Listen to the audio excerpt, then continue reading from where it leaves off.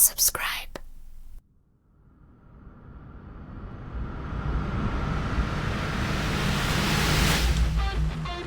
Angry Ops Guy Podcast.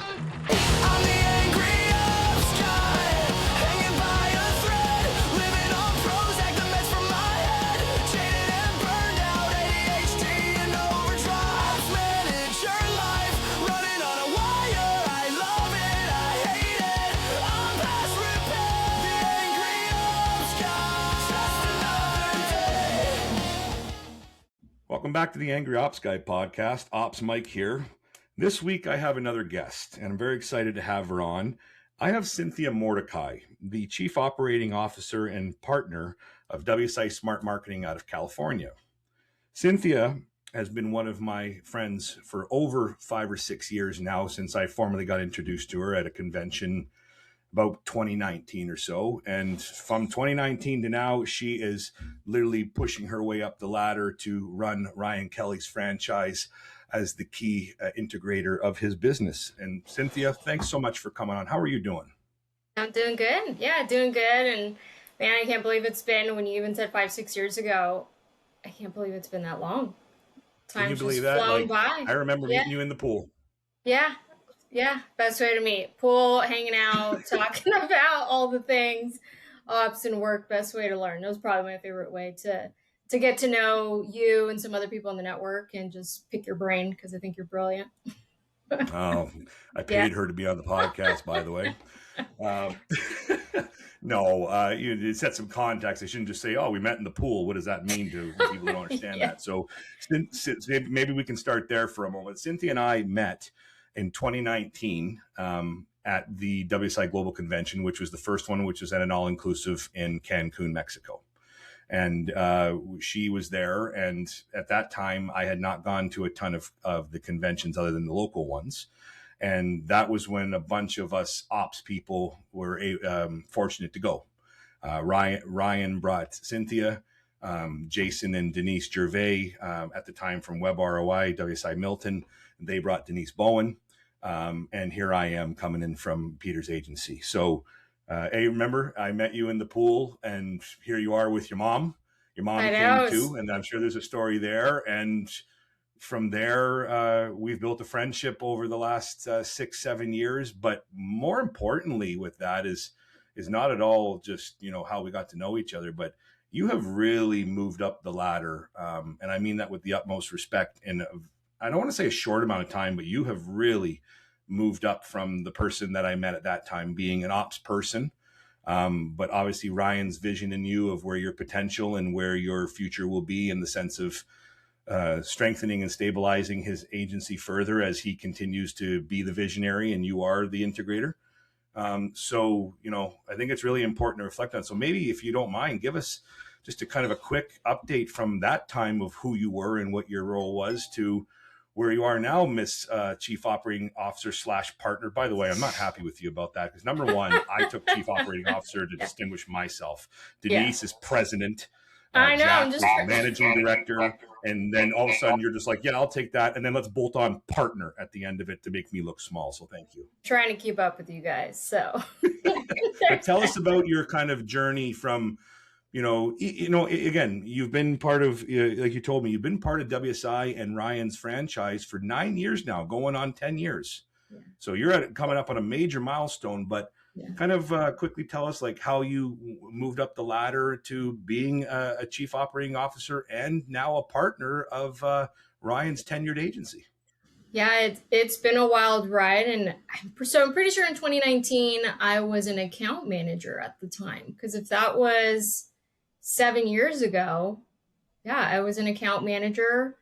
And it's been, so now I guess I've been in every seat, where at the time joined where it was Ryan, his parents, Ken and Judy, so founding partners, and his brother, Brandon. So there was 5 of us, close knit. And, when I got hired, my job was, you need to take care of our clients, right? Ryan was out there getting business. And so what we were lacking was the account management, client delivery, systems, processes, and the way that my brain is wired.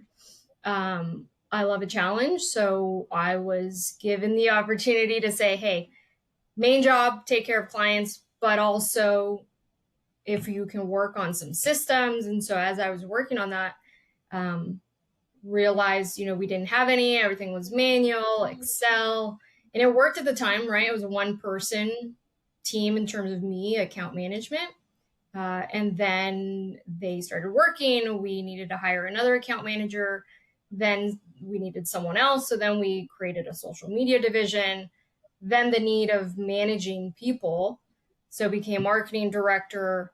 And then also realized as I was working on our systems, what worked for me for one person, 2, 3 people, 4 people, no longer worked. So then I started working through that. So going from account manager to marketing director to then operations and working with Ryan on running the agency.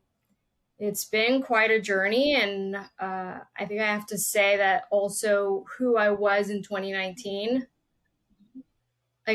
it's interesting reflecting back because I just feel like mindset wise, it was a very different person.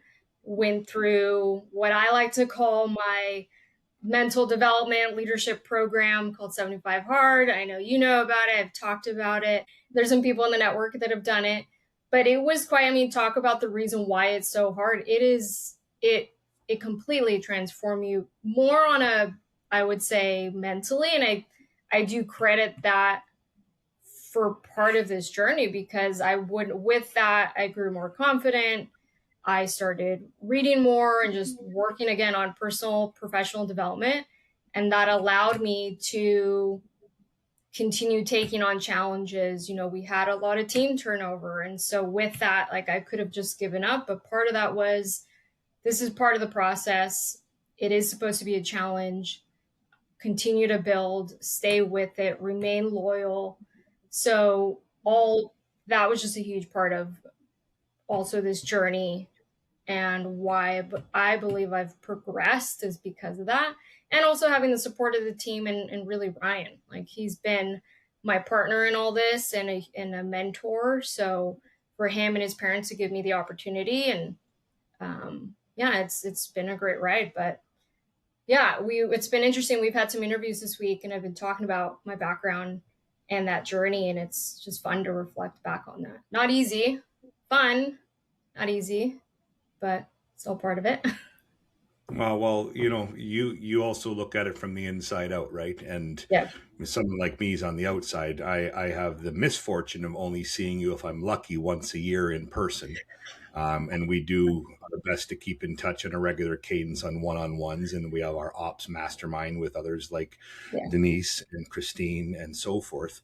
But again, someone like me who, I've been this year, if my math is right, April 1st, I'll be 17 years with Commandex. So I'm an old fart now. But that's awesome. That's such a rare commitment these days to be loyal to a company like that too. Loyal or stupid? No, but what I mean by that, specific to you is I've kind of seen you grown up, and we're different in age by a few years, and that doesn't matter. But like you said, meeting an account manager, I didn't even know your title at the time, but an account manager, and like I said, 6 or 7 years, and moving into basically leading operations, then kind of VP of operations, then moving into the COO/partner role. And again, I'm not here to disclose your age, nor are you, but you're not even 40 years old. What I mean by that is that's a tremendous testament to your work ethic and what you've demonstrated to Ryan and his family in that executive leadership to want to invest in you and also have the respect and peace of mind that they feel as they get older and they start to transition out of day-to-day operations with time and everything, like many of these franchise owners, that their agency is going to be in good hands. That's very similar to Neil Lappy with Chris Leone and his business as his right-hand man. I hope that I'm that for Peter, obviously, and what he trusts in me to do, and our mutual friend, Denise Bowen. the badass of Jason and Denise Gervais' agency, and they have entrusted in her the same type of autonomy to move the business forward. But like, you have just skyrocketed that, and I'm so pleased for you. And I also think you're a little dumb. You made the mistake of moving out of account management into ops and then into further leadership, because all your life is going to be now is stress, P&L, and hiring and firing situations, which is all the stuff that any agency owner says they hate, and now it's your problem to deal with. So you should have just stayed with an account manager, because there was a start and end. You just said, bring on pain. 75 strong, I'm tough. I know. And part of it, like, it is a challenge. But I oddly love it in a way. And I'm sure I'm sure you can relate.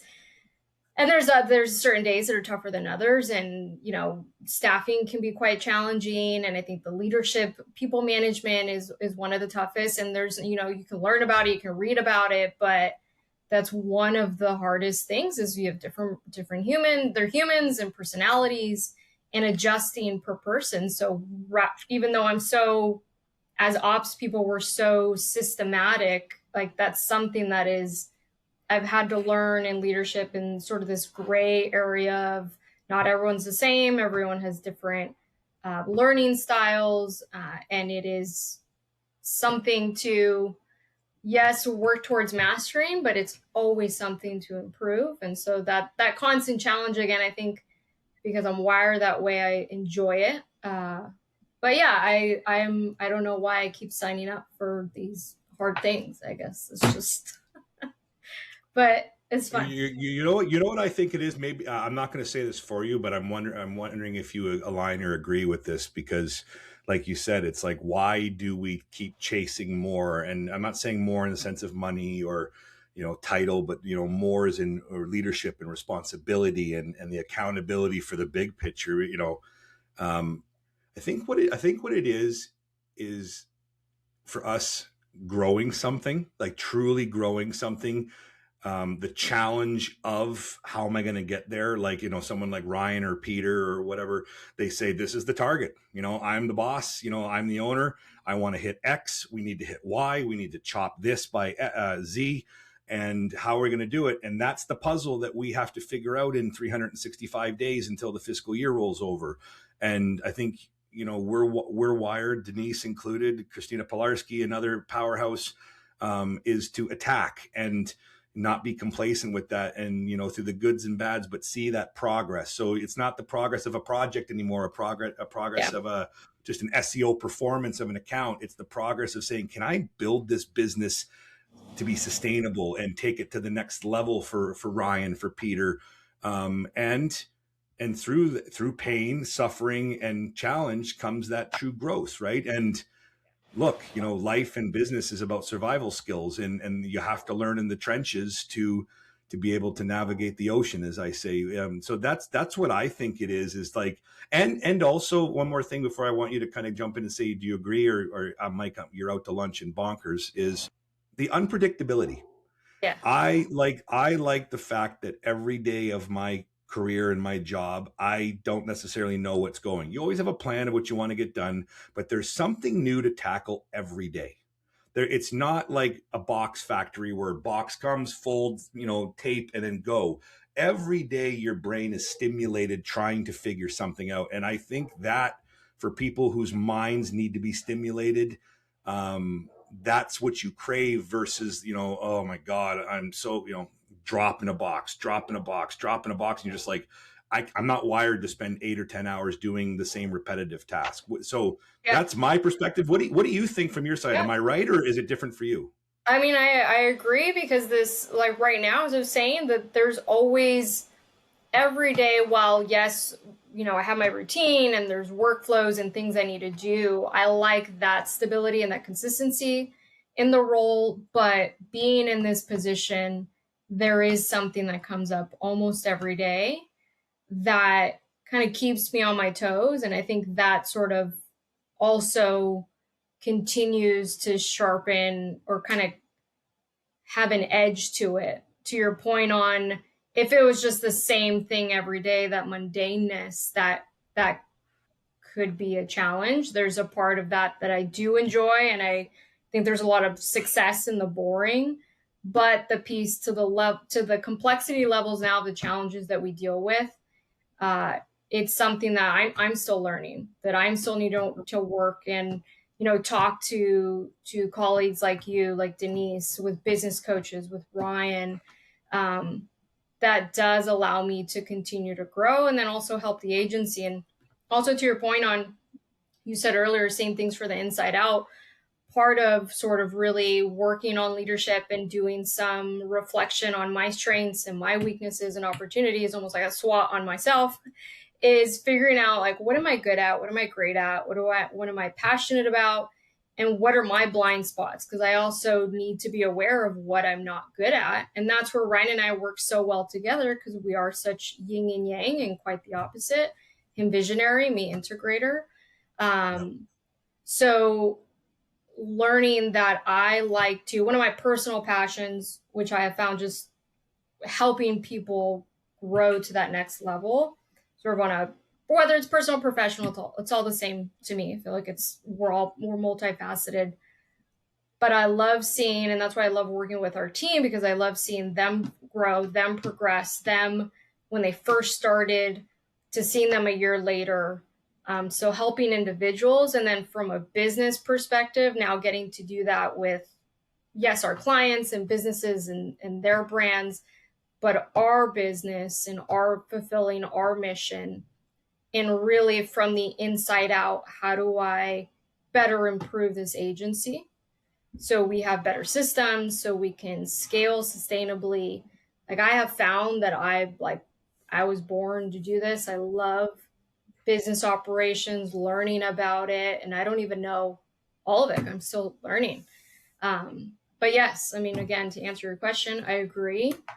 And I think knowing that I have this purpose to do this, like, that's what brings me fulfillment in this role, in this agency. Again, very hard. Not everyone's meant to work in an agency setting in life, but very, very true. Right. I know you've talked about that in the past, and I agree. Not everyone is meant to do this. We like it for some reason, but it's fun. I have found, I know we both operate on EOS. We started that, I want to say, almost 2 years ago. And that has really changed, because, again, I know most people start EOS if you integrate that business framework into your business. I think once you hit around 10, like 9, 10 employees. So I just found in moving into this role that we were missing. So while we had systems in place and SOPs and all these things, there was still something missing. And so when, I forget who introduced that, someone in the network, maybe it was you, we were talking about traction, book, reading it. And that really has been a game changer for the agency on keeping us accountable, more transparency, hitting these goals. And that definitely in the last couple of years has just shifted the way we operate in the business, the way we meet, the way we do, our quarterly conversations, people, process, data, right? All those components of it. Which, again, as an integrator, Ryan having that vision, me figuring out, okay, how do we execute this?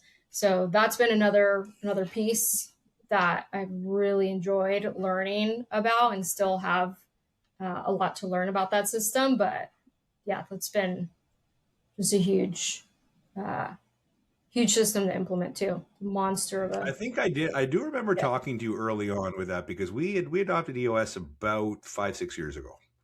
And I had done a couple of speaking things, just like on, Zoom meetings with the WSI network with the Top Guns and other people on EOS themes, when WSI as a network was really trying to standardize that as best practices, which I'm the biggest advocate that every agency, no matter size and scale, should have that. Yeah. But I remember talking to you about that, and you had mentioned, like, we've been, thinking about it, and so we talked more on the operations side, you and I, and how we talk. And then I remember Ryan was also evaluating it, and forgive me if I'm wrong here, and if I'm wrong, we'll edit it out. But did you and Ryan join one of our EOS L10s to get a? Yeah. Yeah. So okay, so I don't have Alzheimer's yet. Yeah, I was like, I'm pretty sure you were what. If not, I'm trying to think if we sat in anyone else's. I think you were the first person that offered one of you guys sit in our L10 meeting and observe. And I just remember being in that meeting like, oh my gosh, this is so organized. They're getting through things, right? The scorecards, and then like, boom, go into issues. Such an effective meeting. God love you, because at that time it was probably a dumpster fire and you just thought it was amazing because I thought it was amazing. I remember back in those days and how many things I did wrong. But the funny aside, the point is that practical representation for you and Ryan basically solidified, no matter how different our agencies are and our goals and our processes per se, that was like the check mark for both of you saying, got it now. Yeah. See the value of this. Now we got to figure out how to implement this for us because it will make us better with time. And I love something you just said there. You were talking about what EOS in your reflections has done for you as an operations manager and now chief operating officer. But for someone as disciplined and mentally strong as you are, and going back to, like you said, you put yourself through 75 strong, and that's a mental game of, making sure the mind is tough. But you're a very disciplined person. Like I'm me and Eric are 5 a.m. gym guys. And you're like, no, you big lugs.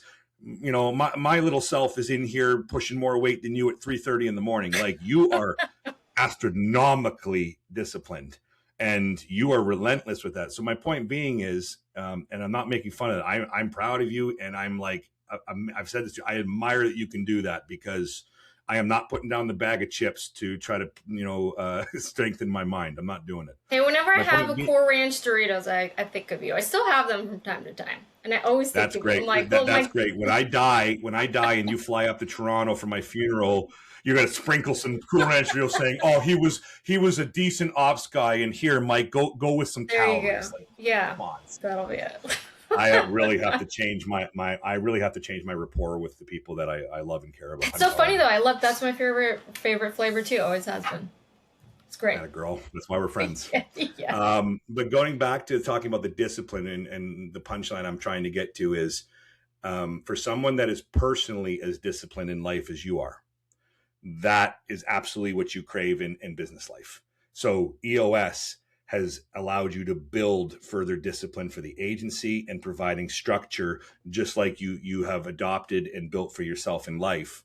And so it's almost like a seamless integration for you in the sense of adopting it now, because that's how you are, versus other people that are very naive or even just stressed about implementing it, because it is a massive upheaval of everything you know and how you do things. And you got to rip it right down to the skeleton and really do some soul searching in the business as to the problems. And nobody likes change, right? It's uncomfortable. But yeah. I think that really, I think just in how you reflect on yourself and what I know of you, that really clicks for you, because it's like, I know how to do this personally. So, if we can leverage it there, it's just an extension of who I am, and I can amplify it to help the agency. And look at where you are in a mere 3 or 4 years and what you guys are doing now with your EOS implementation. And again, you're never going to have it perfect, and none of us do, but you've got foundational process in place that drives the business for accountability and a better way to look at the business versus subjectivity, which is the biggest things I take out of EOS. Yeah. And that's part of it. I mean, that system has boundaries and discipline and sort of these guardrails. And that's something that we were missing before that maybe we were doing sometimes. But I think that's part of it, is doing things sometimes and allowing things to go through. But there was no real systematic approach to it to say, okay, we need to be disciplined about our margin targets. We need to stay disciplined around any targets we set in our VTO division traction organizer, right? Our business plan. And I realized that in order for us to get to that next level for us as an agency, there's a matter of, yes, some gray area on some things, but for the most part, the philosophy of we need to stay disciplined. We need to each be held accountable to our goals. Yes. And I've been fortunate that because that's what I love doing, and that discipline piece. It's not easy to do because it's working with the leadership team and saying, hey guys, like we agreed to this.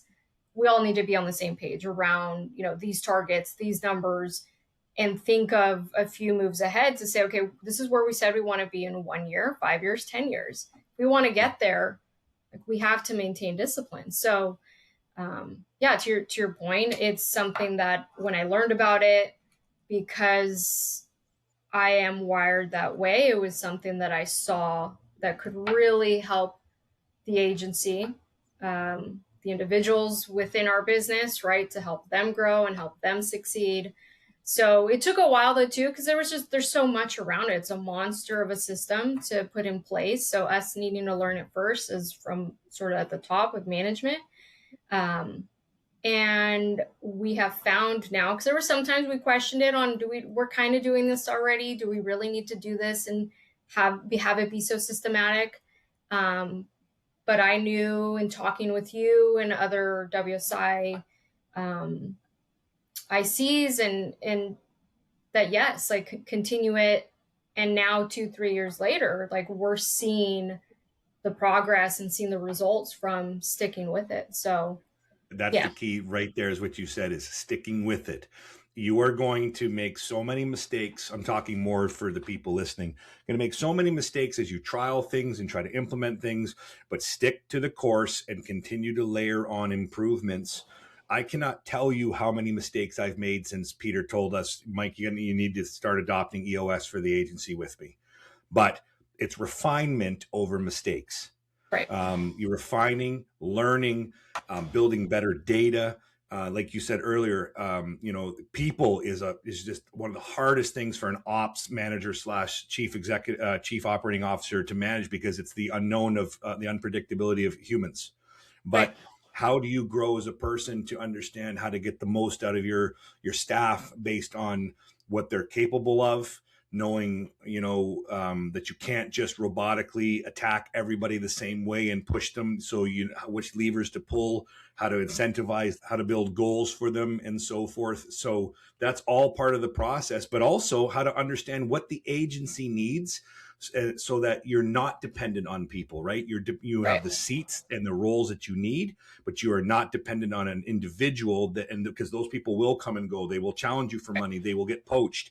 And how do you build this? I love what you said, this, I call it a foundation. How do you have this foundation that, especially in marketing, that, the industry can be volatile, economic can be volatile, people can be volatile, but if the foundation is strong, then the business keeps moving forward, because then it's just adapting to what comes next in any of those buckets. And right. I think that's really what sums up EOS in the sense of building that system, no matter size and scale, and just adopting, again, those disciplines and those principles so that you are eliminating the subjectivity and, like you keep pounding home, the processes and the systems necessary to run a business no matter what scale and size. Yeah, because, on your point on we're a digital marketing agency, there's so much shifting every day right now with one of the biggest shifts with AI. For us, we need to have right people, right seats. And part of when we re-looked at our core values, we found that growth mindedness was one of them. Like, you have to be, if you have that fixed mindset, like, we're definitely going to have the wrong person in our agency. Who SEO is changing, AI is here. We're going to need to essentially revamp almost all of our workflows. There's all new tactics we need to deploy. Like, we need to have people who are in seats who have the mentality of being growth minded and saying, like, all right, let's go. Like, so let's figure this out. Let's build it together. And if someone isn't and they're saying, well, well, hold on, what do you mean? We have to change our processes? Like, so that has also helped us during the interview process. I just mentioned earlier, we're going through hiring right now. And that's one of the main things we're looking at, is really hiring on our core values, because everything else kind of falls into that. For them, if they're going to do the job well, for us to deliver on our clients, for us to succeed as an agency, you have to embody those. So again, that's where EOS also helped us, because we had these core values before. They're very corporate-y. didn't have a lot of sort of life behind them. They were good, but we really looked at the DNA of our team and who were the high performers and what makes us who we are. And that's really helped also drive us in bringing on the right people to our team, which has changed everything as well, because then better performance with clients again, better retention, and then better team satisfaction too, because we're all on that same align on those same values. So You make such a good point with that. Like we were very much the same, right? That those kind of corporate mindset, core values, because it's like I don't think we value. I don't want to say we didn't value, but let's say didn't understand the absolute importance of what core values really are, because they are, used to be worded in a way that is just like we do this and we do that, and it's just like okay, great. But you're absolutely right. It's like if you're going to build a culture and you're going to build an agency that clients, partners, and employees want to grow with, and the key word here is partner, then they have to align with your core values. So if you don't understand your core values and how to articulate them, then nothing else matters. And so we had to do the same thing. Like we built the first set of core values when EOS mandated, and we tried our best at the time.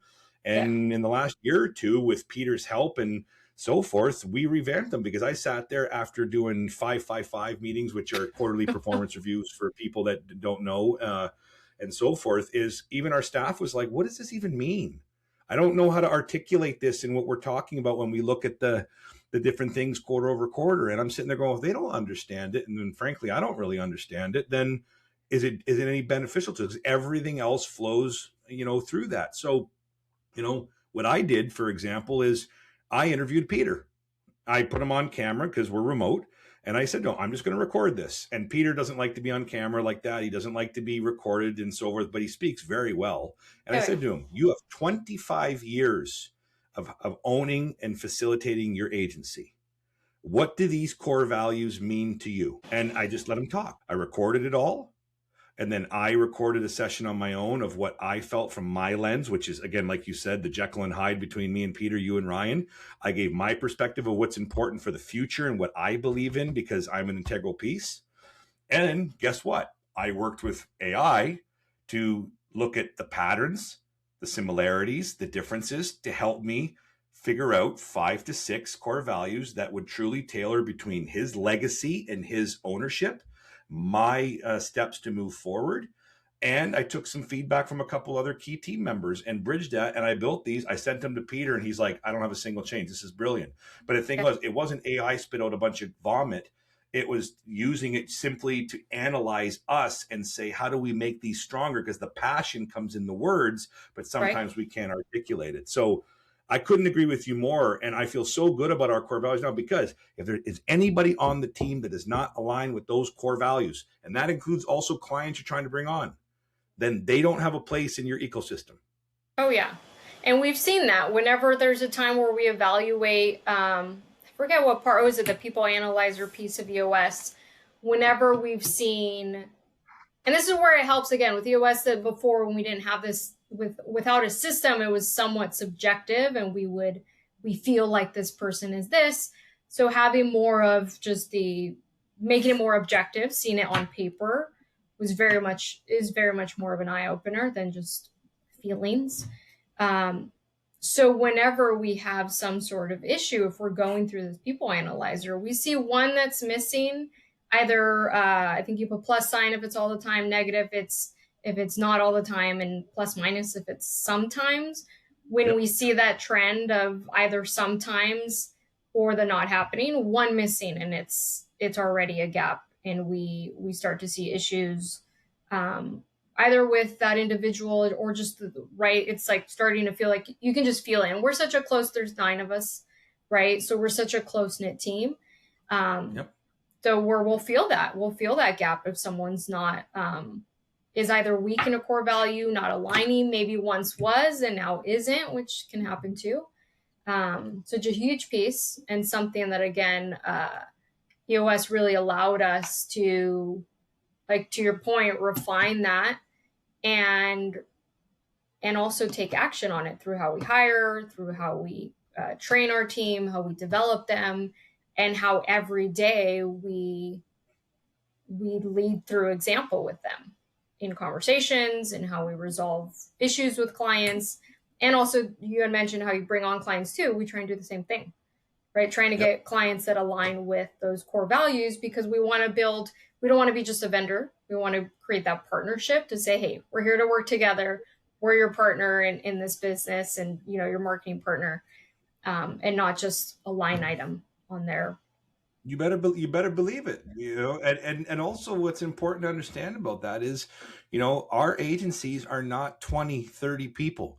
They are less than 10 people, you know, with strategic partnerships and suppliers in the WSI network, or local people that, depending on the needs and stuff. But, you know, to your point, when you only have, you know, 5, 6, 7 people navigating, you know, hundreds of thousands, if not millions of dollars in gross revenue, you know, everybody has to work as a team. Truly, there is no room in the, like, the corporate mindset of there's a floor of people and, you know, 10 people can hide just because it's too dense of people and they don't know who does what.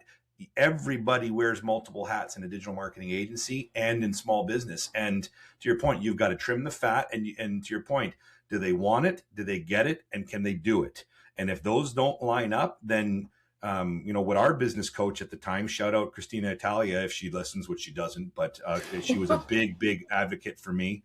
Love her. She said, she goes, they will either see themselves out immediately because they will know they're exposed because you're putting in structure, or it's on the radar for you and ownership to say, well, what's the plan here to either give them a chance to pick up their socks, or they're going to have to go, because that's how you have to be operationally efficient. So, you know, everything you've said there matches up. And one more thing, because I want to shift gears out of EOS, because EOS doesn't pay us to talk this much about it. We're going to get a sponsorship. I promise you on that. I actually met a wonderful lady for EOS at a trade show, and she's like, I'm going to listen to the podcast. She's like, this is amazing. So listen again, please. And share out there, Brett.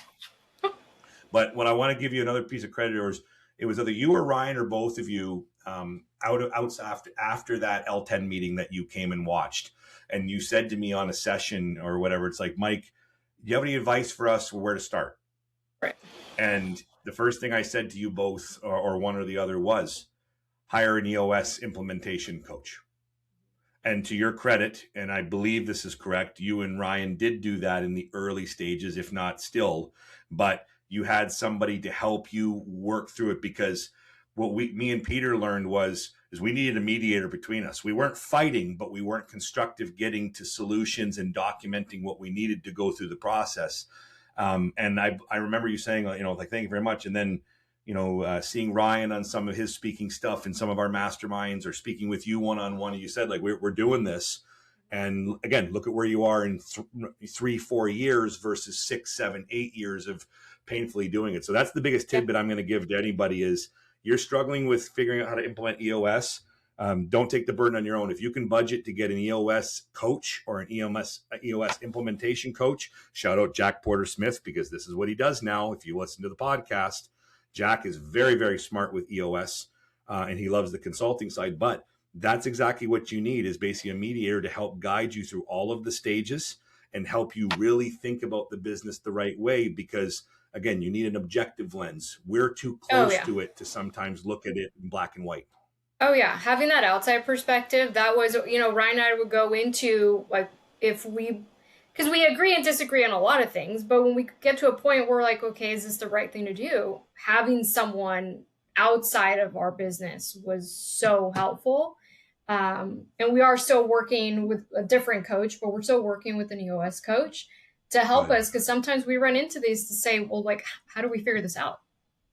So yeah, huge piece to would also highly recommend, because we thought about self-implementation. So we did a bit of a hybrid, right? Working with a coach, us getting homework, and then implementing ourselves. But having someone to help advise us was, I thought, very instrumental, very helpful in getting more momentum, because doing it on your own, there's only so much time in the day. And when you get up at 3 o'clock in the morning to go work out, you can't friggin' solve everything, woman. Yes. So now let's shift gears for a minute, because EOS is, again, we could do millions of podcasts on EOS and how it applies, but this is the Angry Ops Guy podcast, and we're not here to just, give resources. We're here to spit rage and, be disgruntled. We gotta get a little angry around here. Yeah, but I love how you're like, I love what I do, and this is my passion, and I found where I'm going to go. And I'm like, yeah, just wait till you get to 17 years. You'll be jaded too. Just need a few more years of, being worn down by operations. No, but let's flip the script.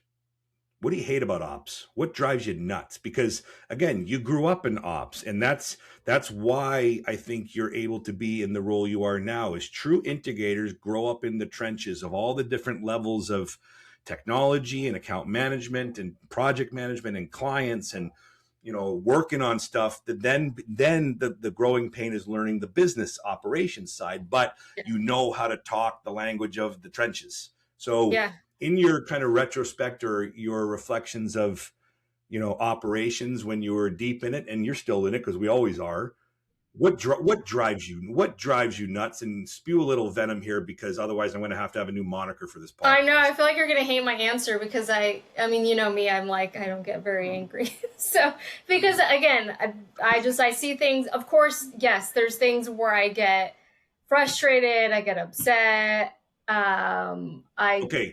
Okay, you're not an angry person. You live in the California sun. Everything is amazing. Heavy vitamin D. Never have minus 30 Celsius weather. But what frustrates you in ops to no end? I would love to know that. I guess something that is frustrating is when we have, again, because the discipline, the systems, the way we're wired, when we do get those things that happen that is out of process, out of system, things are being done and people aren't following, I guess, the system that we know works. So that could be quite frustrating. I will say, though, that when that happens, I'm always going to evaluate and going to question, is the system we have in place the best, or is there an opportunity to improve? So that's where, again, I feel like you're not going to like my answer, because while I get frustrated, I want to, from a leadership perspective, not be stubborn and say, well, this system works always, so what you did was wrong. So I try and balance that between, this is why we have systems in place, this is why we have processes, and this is why we should be following them, because when we're out of process, now this is what happens, which does happen all the time.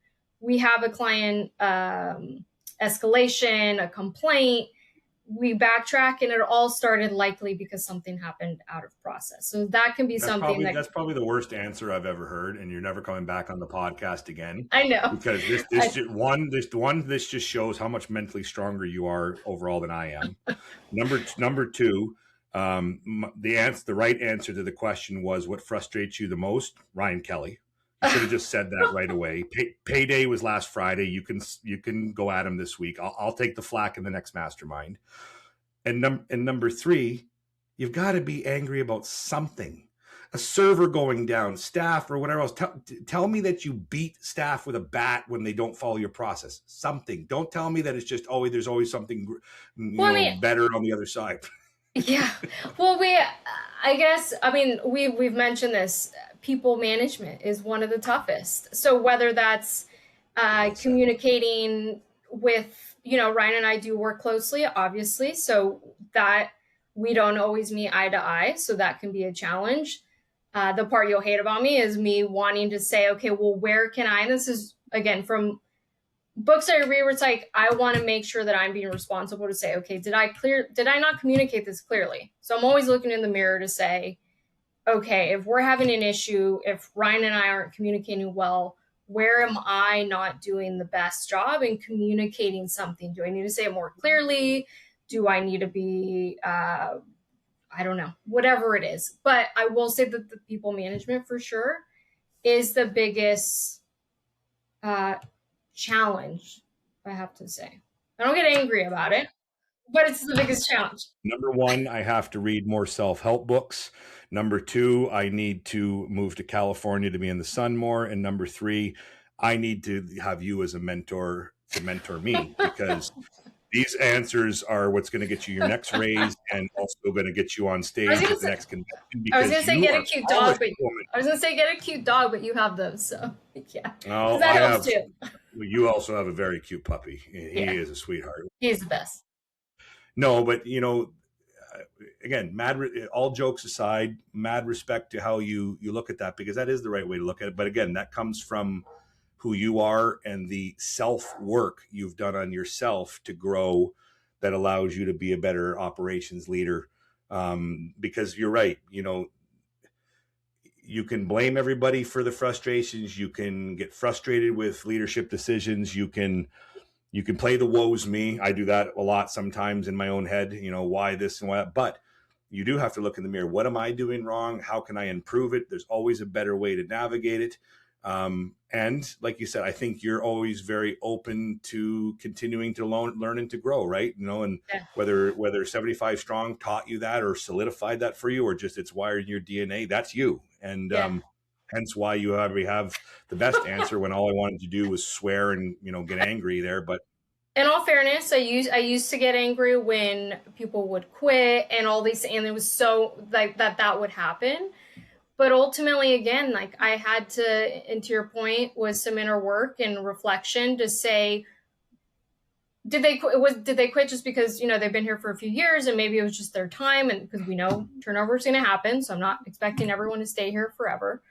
But when there's people that quit and it was shorter than I thought, or all these things that happen, I used to get really, and I, of course, still get frustrated, but I used to get very frustrated and angry or upset.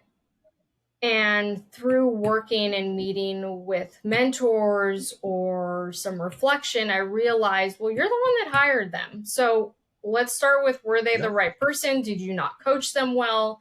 Were you not doing your job as a leader to communicate with them?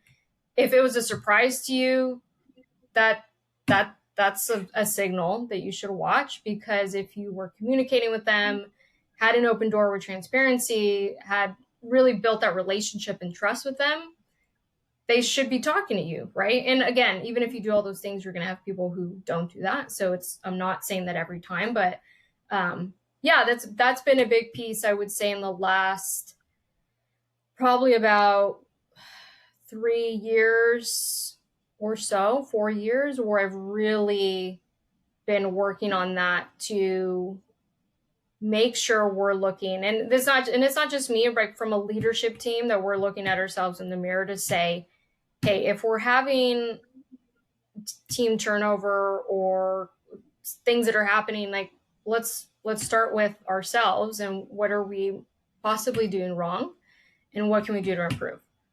So sorry you don't like my answer. I love your answer. I'm just being a dick like usual, but it's a really good answer, and that's exactly why Ryan had the foresight and the vision, knowing that he found his next person to run his agency as you continue to grow, and he wants to focus on what's important for him and not to have to be everything that he was in his younger years, like many people that are trying to survive franchise ownership. So, well said, lady. And I'm going to have to record that and analyze that for myself. There's some goals. Yes. Maybe I can do 15 strong, as in. That's why I have to get up so early, and that's where my anger. It's all left out at the gym. The gym, you bet. That's our theme. Me, and you, and Eric and Denise. Before convention, 5 o'clock, 5:30 in the morning. Got to put the work in, because that you get that out of your mind, and the rest of the day is a little bit easier to navigate, right? Yeah. I know. I love that. Like when we all get to meet, and it's typically you, Eric, Denise, Neil. Yep. Don't forget. I know Neil. There's a handful of others. I know, like us 5 or there at generally around 5, and Greg Weston's another one that wants to be in there on the spin bike. Marilise and Andrew from Unibit in South Africa, when they're there, they love to come in and work out too. But I call it the core 4 or 5 are us 4, me, you, Eric, Cynthia, Denise, and Yeah. and then Neil comes in there. Only time you ever see Neil wearing glasses is Yeah. in the morning At the before he gym. puts his contacts in. But he's Yeah. he's at there at his trim and proper 49 years of age doing chin ups, and I'm sitting there going like, if I try to do a chin up, that whole machine's going to come crashing down on me. So Neil just kills it in life and in agency life. And Neil, I know you listen, and I hope it makes you laugh, but I really despise you more and more every day, sir. I do have that. I forget who it was. Respectfully Probably disrespectful. yeah. I have that. What is it? Because I know Eric like does his selfies the way he does them, Yep. and I Yep. have that picture of the five of us. It's printed on my in my office. It's great. I love that. I love that photo as well. I have it saved also, and it was one of those good memories of a very odd week of hurricane and weather and people and everything else. But was that one in Punta? Yeah, that one was the one in a couple years ago. Oh, there's that one, and we got maybe we got another one. It was me, you, and Neil and somebody else in Mexico. There's a photo I've got that maybe you don't have. I got to send that one to you. Yeah. Yeah, it's good times. But on that, on that note, and with the time we have left, I'd like to give you a few minutes, before I obviously ask about, where people can find you, if they want to follow you or engage, or because it's a couple of minutes about, you in the last few years have really established your own brand, and your name and your brand, and who you are as a figure, as a successful woman, and in business, and kind of almost, I don't want to say motivational speaking, I'm saying that wrong, but like your brand really identified about the positivity, and again the discipline and perseverance and everything else, and that was something I saw that you were really focused on before. Obviously, you move up the ladder and it has to be emphasized, but are you still work with that? Is it still a place for you? Because brand establishment, brand building, and social media, and how to leverage that for brand is something that I do know that you are passionate about, good at, and something as a kind of a unique selling proposition of you. You mind just sharing a little bit about that, no matter how much you're doing it, but that's a core thing that I've always seen that sticks out from you, from just I'm an account manager, I'm an ops manager, is that kind of component. Yeah, I think part of it is I've always enjoyed, I like doing it. So there was that kind of helped motivate me to build on the branding. I've always believed in, there's branding and then there's marketing. And I firmly believe that part of what anyone should do, regardless of role, is working on your brand. And really it's your digital reputation. And, if you're able to, in the most authentic way, control that and share who you are as a person, not that you have to, but I think it's something that's important. And I knew for me, long term, I wanted to grow in the agency. So I thought big picture, maybe this is something that could help me in that journey. And I also felt like it was part of, you mentioned I'm disciplined doing all these things. It like, I wasn't always like that. And it took a lot of work, and doing this program, this 75 program was helpful. And I never want to keep that a secret. I want to be able to share that, whether that motivates or inspires one person makes me happy. And so whenever I do share those things and I get people commenting or replying or letting me know, hey, I know you've been posting, I never said anything, but like this specific one really helped me. And I've actually been doing it privately. I just never wanted to share.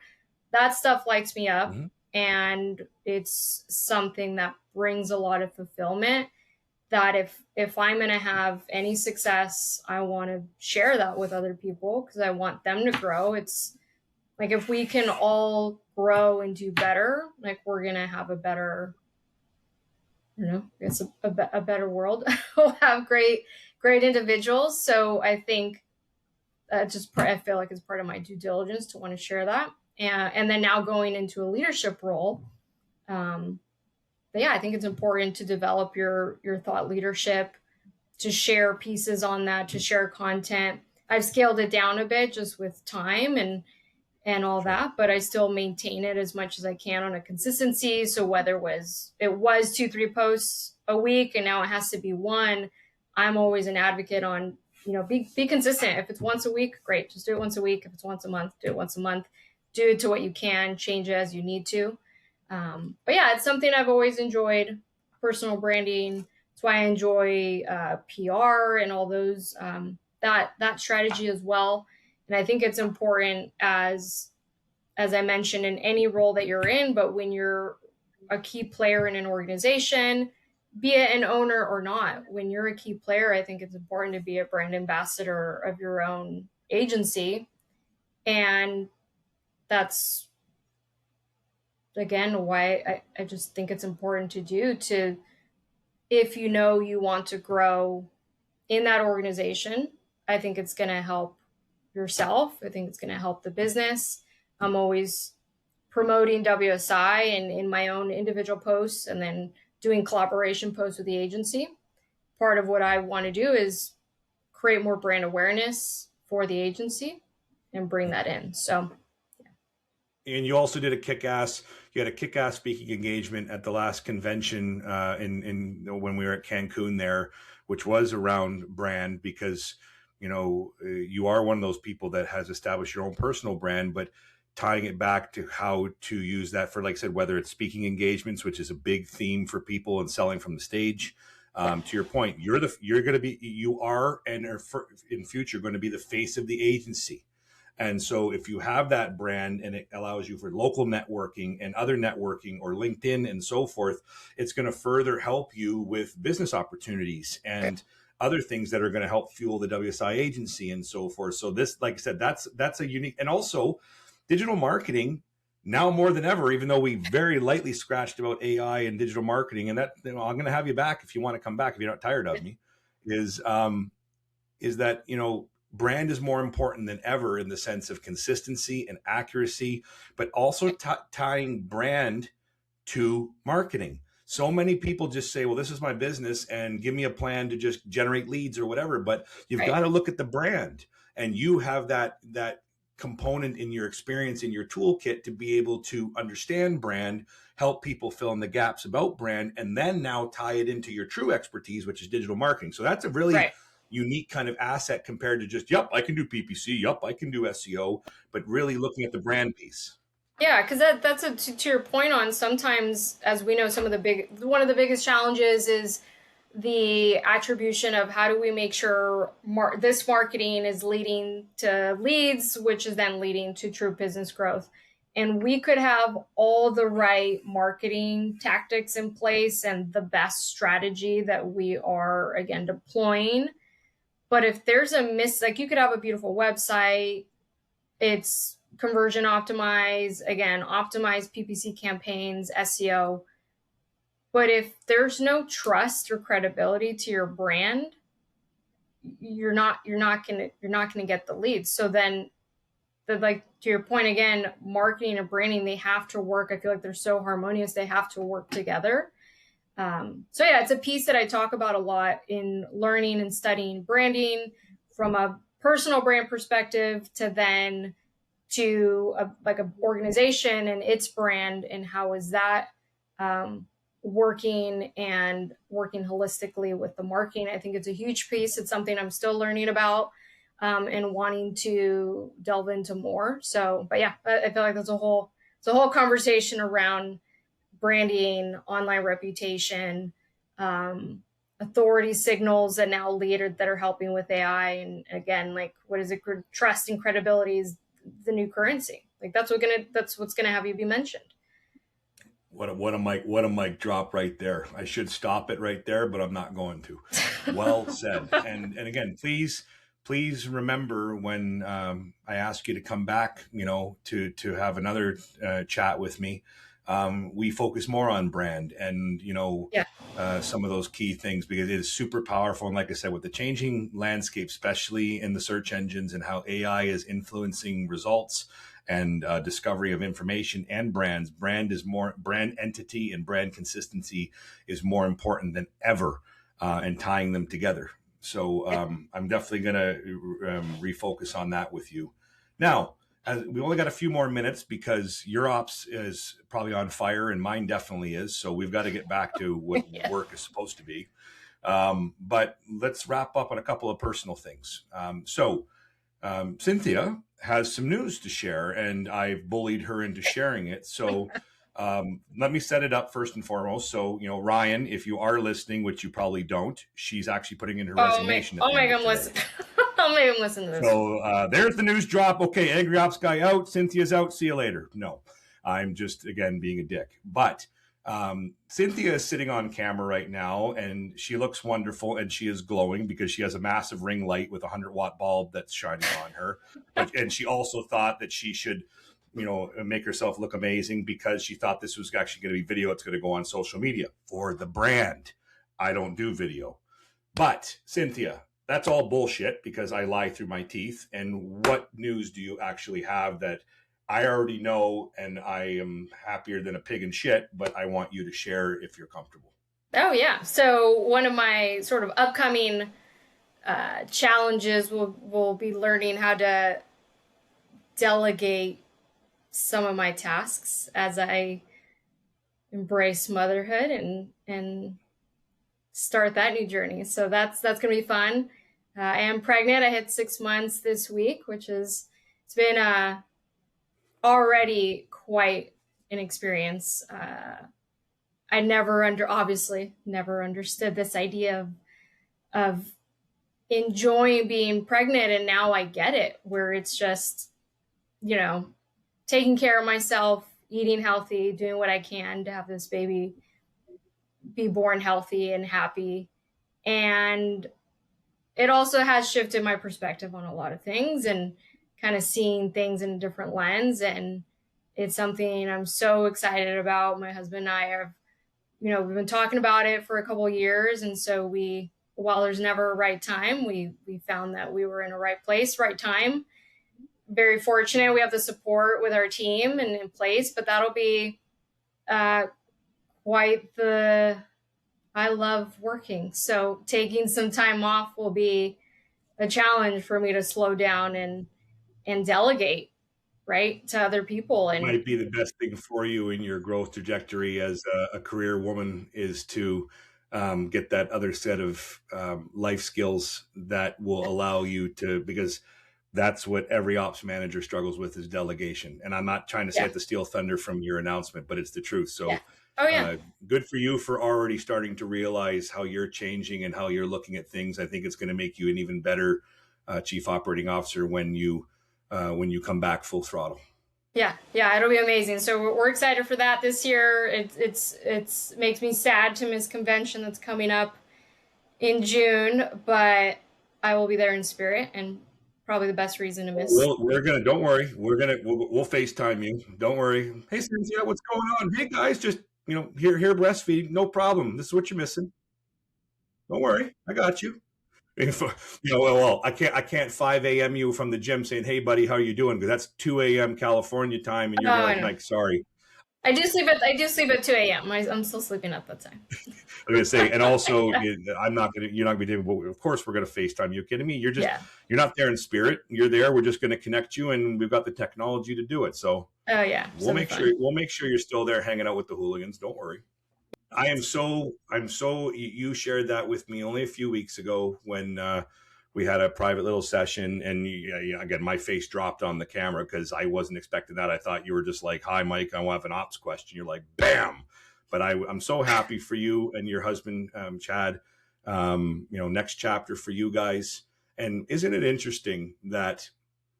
Let's go around kind of the WSI ecosystem for a minute. And I'm just going to pick on three of what I call the powerhouse ladies. Christina Pilarski, ops boss, agency boss, mother of twins, kicking ass and taking names. Denise Bowen, a newer mother in the last year or so with her beautiful boy, kicking ass, running an agency. Now there's you. So here, for every agency owner that's listening to this, don't hire a fat, disgruntled grunt like me to run ops. Go find yourself a powerhouse woman that is, the mama bear at home and is going to be the ass kicker of your agency, because those are three pretty elite women that are driving digital marketing agencies forward. And at the end of this podcast, me and you will stand up on camera and you'll show your petite frame that barely looks like you're pregnant, and I'll show you my stomach, and you're going to be like, how far along are you? And I'm like, God damn it, Doritos. Ah! It's the Doritos. That's what I did. That's what I did to Denise in Mexico. She comes out and she looks amazing. I know. We were there together, right? And she looks amazing in her, maternity swim over thing or whatever else. And she sits down, everybody's, oh, how far along are you and whatever else. And asshole behind her, me, I'm sitting there and I stick my already bulging barrel in the front out. And I said, thanks guys. I'm about 7.5 months out. And they're just like, you're an idiot. And she's like, you're an idiot. I'm like, well, yeah, I'm an idiot. So no, but I'm just so happy for you in this next chapter. I'm glad you're healthy and baby's healthy. And before you know it, we're going to have another WSI minion here to teach about why not to get into ops. Maybe baby to be will adopt father's career and can take over the chiropractic practice because nobody needs to get into ops. Doesn't need to be an ops. Yeah. No. Yeah. So as we wrap up here, Cynthia, because you got to go and I got to go, and I've loved talking to you. It's amazing how fast an hour goes. Would you mind just letting people know where they can find you on any relevant social media platforms? Obviously, Ryan's WSI Smart Marketing's website and so forth. Little plugs before we get out of here. Yeah, we got our website, wsismartmarketing.com, and then I'm on, all the major ones, mostly Instagram, LinkedIn, Facebook, but Instagram and LinkedIn where I'm most active. Just at Cynthia Mordecai, and I'm there. There you go. Always sharing my little golden retriever. So yeah, if you want to see a cute puppy, follow me. Cynthia and Chad have the cutest dog. I have seen him on photos, and I live vicariously on Instagram just watching when she posts, and I'm always like, look at that sweet man and whatever. And she's like, he is the kindest soul you have ever seen. If you think Cynthia is upbeat in the California sun, you got to see this dog, because he is like her spirit animal of like a twin in another life. You guys are a tag team, and he is a precious man. Oh, I want to squeeze him. He's down there. He's got the sweetest eyes. He's still a puppy. He's 1.5 years. So I always call him it's just a baby. Shout out Maverick. I know. Yeah. Golden retrievers are the best. So shout out to Eric also on his golden. So yeah. You bet. All right. So we got to wrap up because we got to get back to ops, but we'll be back with new guests in the upcoming weeks, and we'll be dropping new episodes. So you can find us on YouTube, Instagram, and LinkedIn, AngryOpsGuy_WSI. I'm Ops Mike. Cynthia, thanks so much for coming on and spending some time with me. Yeah, good to see you. I'll try to be more angry next time. See you, buddy. Bye. Bye. Sorry, Ops Mike, your email went to junk.